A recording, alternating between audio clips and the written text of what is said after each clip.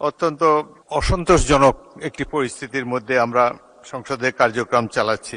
এই যে মাইকের যে বিভ্রাটটি হয়েছে, আমরা তাৎক্ষণিকভাবে খোঁজ নেওয়ার যে চেষ্টা করেছি। 2024 সালের 5ই আগস্ট তারিখে ক্ষিপ্ত জনতা জাতীয় সংসদে প্রবেশ করে অনেক আসবাবপত্র, বৈদ্যুতিক যন্ত্রপাতি ইত্যাদি তছনছ করেছে। এই কারণেই ক্রমাগত মাইকে বিভ্রাট দেখা যাচ্ছে। আরেকটি কারণ হলো এই ফ্যাসিস্ট সরকারের আমলে 2022 সালে মাইক সিস্টেম, সংসদের অভ্যন্তরের মাইক সিস্টেমটি স্থাপিত করা হয়।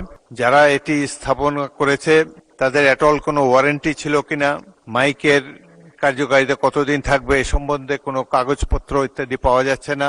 বোঝা যাচ্ছে যে অত্যন্ত হেলাফেলার সাথে এই বিশাল কাজটি সম্পন্ন করা হয়েছে। সংসদ কর্তৃপক্ষ আমেরিকার সেই কোম্পানির সাথে যোগাযোগ করার চেষ্টা করেছে। তারা এসে এই সংসদীয় মাইক ব্যবস্থা রিপেয়ার করার জন্য তাদের কোনো আগ্রহ নাই এবং তারা অ্যাভয়েড করে যাচ্ছে ক্রমাগত।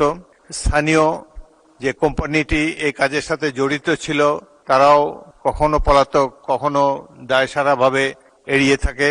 তো আমি সংসদের সচিবকে নির্দেশ দিয়েছি এ ব্যাপারে একটি ইনকোয়ারি করে প্রকৃত সত্য জানাবার জন্য।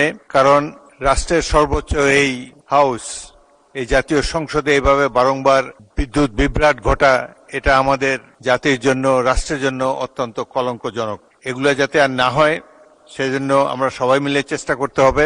আরেকটা, তারা আমাকে জানিয়েছে যে আবারও যদি মাইকে বিভ্রাট হয় তাহলে 15-20 মিনিটের মধ্যে তারা লুজ কানেকশনকে আবার প্রতিস্থাপিত করে শুরু করতে পারে। সুতরাং যদি দ্রুত এটা আবার বিভ্রাট দেখা যায় তাহলে আমরা আবার বিরতি দিতে হতে পারে। অত্যন্ত অসন্তোষজনক একটি পরিস্থিতির মধ্যে আমরা সংসদের কার্যক্রম চালাচ্ছি।